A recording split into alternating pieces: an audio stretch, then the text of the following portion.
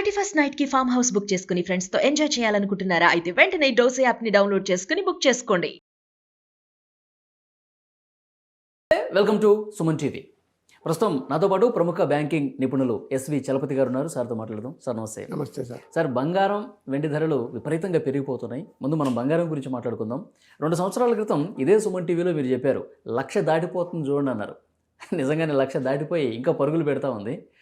ఈ రోజుకి 1,42,400 రూపాయలు అయింది బంగారం.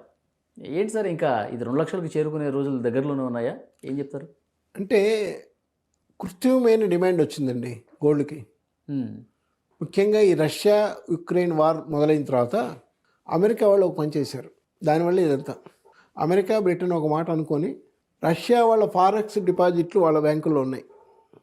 ఫారిన్ ఎక్స్చేంజ్ డాలర్లో పౌండ్లో ఉంది, అది ఫ్రీ చేసేసారు. అకౌంట్లో ఫ్రీ చేసేసారు. వీళ్ళ దగ్గర బయట దేశాల్లో ఉన్నటువంటి జర్మనీ మార్క్ ఇవి ఉన్నాయి, చిన్న చిన్నవి, ఇవి మాత్రమే ఉన్నాయి. సో వాళ్ళు ఏమనుకుంటే ఇది ఫ్రీ చేసేస్తే ఫారిన్ ఎక్స్చేంజ్ లేదు కదా, ఇంకా ఎక్స్పోర్ట్లు చేస్తే తప్ప ఫారిన్ ఎక్స్చేంజ్ రాదు. ఇంపోర్ట్లు చేసుకోవాలంటే డాలర్లు కావాలి ఏ దేశం నుంచి అయినా. కాబట్టి యుద్ధం తగ్గిపోతుంది అనుకున్నారు వాళ్ళు. కానీ చైనా పక్కనే ఉంది కదా, అది కమ్యూనిస్ట్ దేశం కదా, వాళ్ళ దగ్గర కొనడం మొదలెట్టారు క్రూడ్ ఆయిల్. ఓకే, అమెరికా వద్దు, మాకు యమన్ వద్దు, దుబాయ్ వద్దు, మా ఫ్రెండ్, మాది ఎర్రజెండా వాళ్ళది ఎర్రజెండా అని వాళ్ళు కొనడం మొదలెట్టారు. సో ఎప్పుడైతే వాళ్ళు 30% ఆఫ్ ది క్రూడ్ ఆయిల్ వీళ్ళు కొనడం మొదలెట్టారు చైనా వాళ్ళు, ఎక్కడి నుంచి వాళ్ళకి డబ్బులు వచ్చినాయి. సో వారికి కంటిన్యూ చేయడానికి డబ్బులకు సమస్య లేదు, దేశం నడుస్తుంది. ఫారిన్ ఎక్స్చేంజ్ ఏది కావాలన్నా ఇంపోర్ట్ చేసుకోవచ్చు, కంప్యూటర్లు కావాలన్నా మరొకటి కావాలన్నా ఇంపోర్ట్ చేసుకోవచ్చు హ్యాపీగా. క్రూడ్ ఆయిల్ అమ్మితే డబ్బులు వస్తున్నాయి కాబట్టి. ఇండియా కూడా అదే పని చేసింది. ఇండియా కూడా అదే పని. ఎందుకంటే మనకి రష్యా 71లో అండగా నిలబడింది వార్లో. ఇందిరాగాంధీ పక్కన నిలబడ్డారు వాళ్ళు ఆ రోజు. అమెరికా బెదిరించింది, బ్రిటన్ బెదిరించింది. సప్తమ నౌకాదళం 7th ఫ్లీట్ అంటారు, అది పసిఫిక్ మహాసముద్రంలో ఎంటర్ అయింది. ఆ ఒక్కదాని మీదే 100 విమానాలు ఉంటాయి. సో 100 విమానాలతో ఒక్కసారి అటాక్ చేస్తే ఇండియా అతలాకుతలం అయిపోతుంది కదా. రష్యన్ ప్రెసిడెంట్ వార్నింగ్ ఇచ్చాడు, నువ్వు దిగితే మేము దిగుతామని. పసిఫిక్ సముద్రంలో ఆ డిగో గార్షియా దీవి అంటే శ్రీలంకకి దిగువన అక్కడ అయిపోయింది అది. ఓకే, వీళ్ళు వార్నింగ్ ఇచ్చేసరికి గోర్బచేవ్ గారు వార్నింగ్ ఇచ్చారు, దిగితే మేము దిగుతాం. నిక్సన్కి వార్నింగ్ ఇచ్చారు. నిక్సన్కి ఎప్పుడైతే వార్నింగ్ పడిందో అమెరికా ప్రెసిడెంట్కి, వాళ్ళు భయపడ్డారు. ఇది ప్రపంచ యుద్ధంగా మారుతుంది. ఇంకా వాళ్ళు యుద్ధాలు డైరెక్ట్గా చేయరు, అమెరికా ఎప్పుడు ఇండైరెక్ట్గా చేస్తుంది. అంటే పాకిస్తాన్ ఇండియా కొట్టుకుంటే వీళ్ళకి వాళ్ళకు సామాన్లు అమ్ముకుంటారు. కరెక్ట్. డైరెక్ట్గా యుద్ధం అంటే వాళ్ళకి ఎంత బలం ఉందో వీళ్ళకి ఎంత బలం ఉందో తెలుసు కదా. ఇప్పుడు పులి సింహం ఎదురుగా వస్తే అడవిలో కొట్టుకోవు, నరిచి వెళ్ళిపోతాయి. పులి సింహం ఎప్పుడైనా చంపుకోవడం చూసారేమో చూడరు, లేదు, జరగదు. అది ఏ జింక మీద పడి ఏడుస్తే కానీ, ఏ జింకనో దుప్పినో పట్టుకుని చంపుకొని తినేస్తే కానీ అవి కొట్టుకోవు. ఈ రెండు కూడా అంతే. కానీ అట్లాంటి రష్యాకి కష్టం వచ్చింది.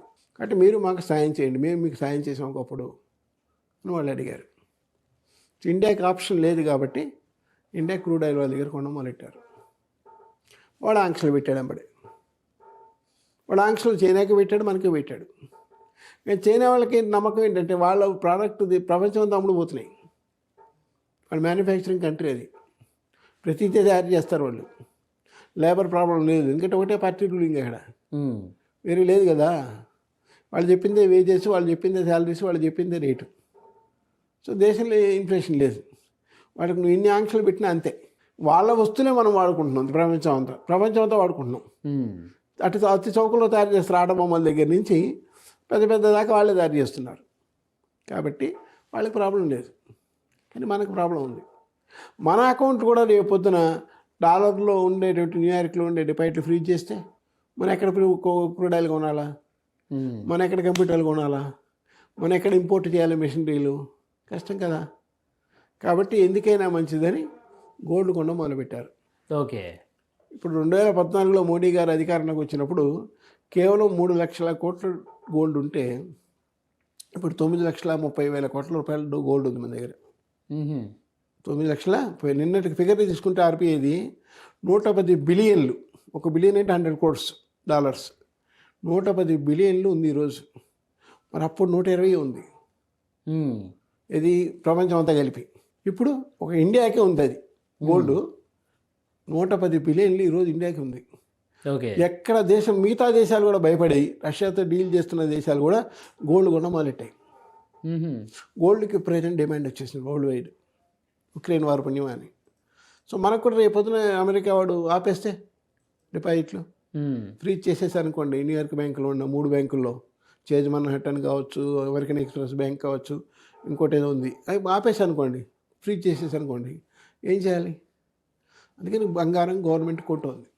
ఓకే. వచ్చిన బంగారంలో సగం వాళ్ళే కొంటున్నారు ఆర్బీఐ వాళ్ళు గవర్నమెంట్ తరఫున. కాబట్టి రేటు పెరిగిపోతుంది. రేటు పెరిగి పెరిగి పెరిగి ఇంటర్నేషనల్ రేటు కూడా పెరిగి, ఎందుకంటే మిగతా దేశాలు కూడా భయపడి ఎందుకైనా మంచిది అమెరికా వాళ్ళు బ్రిటన్ వాళ్ళు ఎప్పుడైనా మనం కూడా ఫ్రీజ్ చేస్తారేమో పౌండ్లు డాలర్లని మిగతా దేశాలు కూడా కొనడం మొదలెట్టాయి. సౌత్ ఆఫ్రికా ఉంటుంది, స్విట్జర్లాండ్ ఉంటుంది, ఆస్ట్రేలియా ఉంటుంది. అట్లా అందరం కొనడం వల్ల డిమాండ్ పెరిగిపోయింది. Universal demand. ఇప్పుడు తయారయ్యేదేమో 50 టన్నులు అనుకోండి ఈ నెల, ఈ 50 టన్నులకి ఆర్డర్లు 150 టన్నులు ఉన్నాయంట.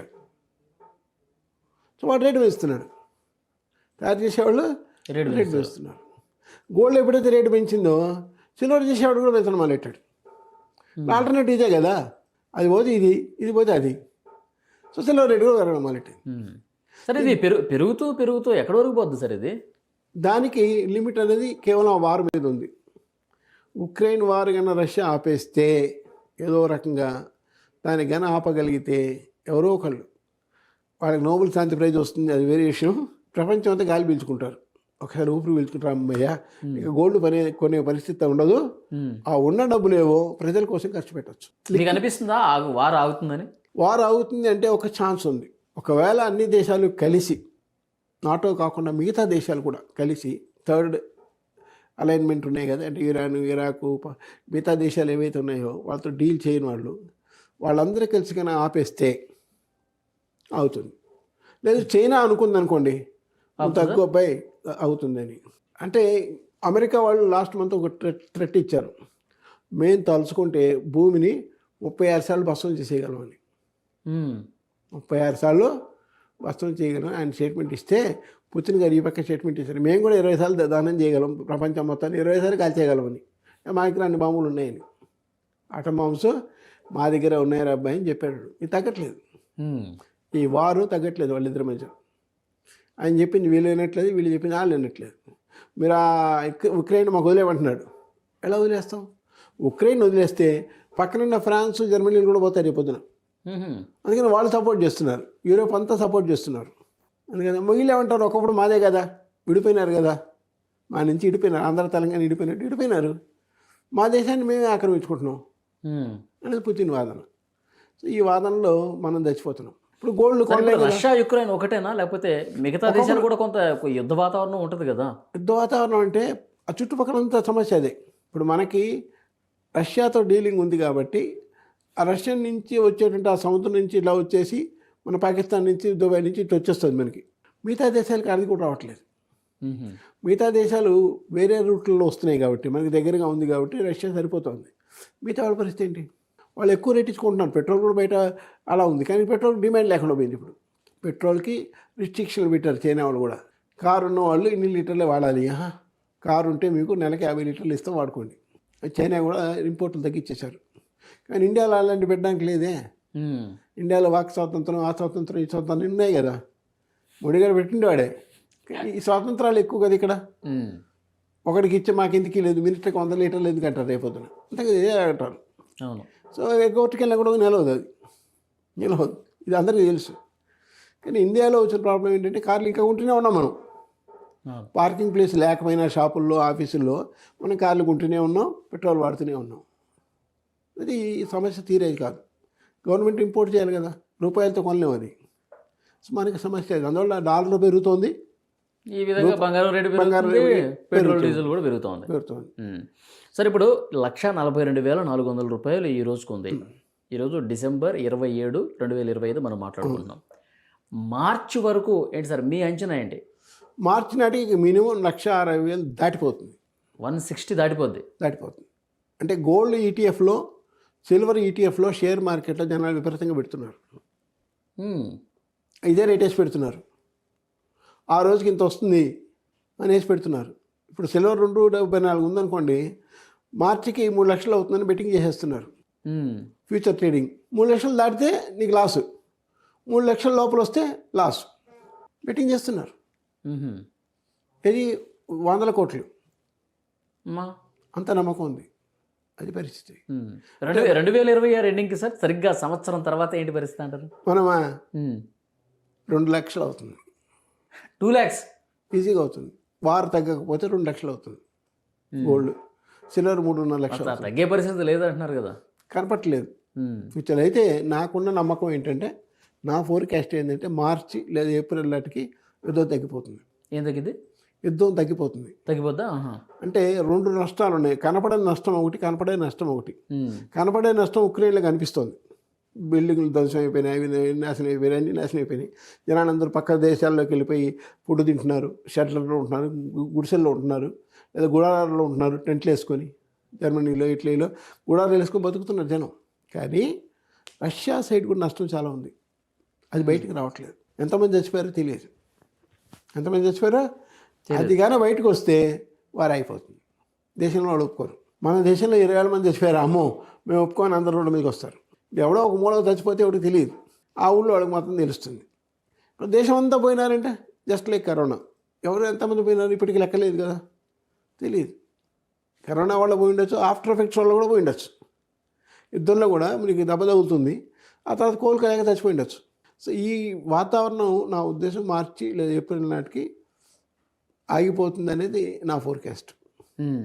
This is my forecast. As a forecaster కూడా నా నమ్మకం ఇది. అక్కడికి అప్పుడు ఆగితే, యుద్ధం ఆగితే ఎంత తగ్గుద్ది? అప్పుడు మళ్ళీ మామూలుగా వచ్చేస్తుంది. అప్పుడు ఇంకెవరు గోల్డ్ కొనరురా, ఏ దేశాలు ఇంకా గోల్డ్ కొనరు. గోల్డ్కి డిమాండ్ పోతుంది, గోల్డ్కి డిమాండ్ పోతుంది. అప్పుడు ఎంత తగ్గొచ్చు సార్? అప్పుడు మళ్ళీ పాత రేటుకి వస్తాం. పాత రేట్ అంటే 1,00,000కి వచ్చేస్తాం. 1,00,000 తగ్గుద్దా? ఖచ్చితంగా అవుతుంది. సీరియస్గా? యుద్ధంలో మీకు గవర్నమెంట్ కొంత ఇక ఎప్పుడైతే మీకు వార్ అయిపోయింది ఇంకా గవర్నమెంట్ కొంత కదా. ఇప్పటికీ 110 బిలియన్లు కొన్నాము. 110 బిలియన్లు డాలర్లు గోల్డ్ ఉంది. అంటే 9,53,000 కోట్లు ఉంది ఈరోజు గోల్డ్ మన దగ్గర. RBI అది కూడా ఏం చేశారు, లండన్ నుంచి తెచ్చి ఇండియాలో పెట్టారు. రేపు అది కూడా ఫ్రీ చేస్తారేమని ఆ విషయంలో ముందు జాగ్రత్త తీసుకున్నారు.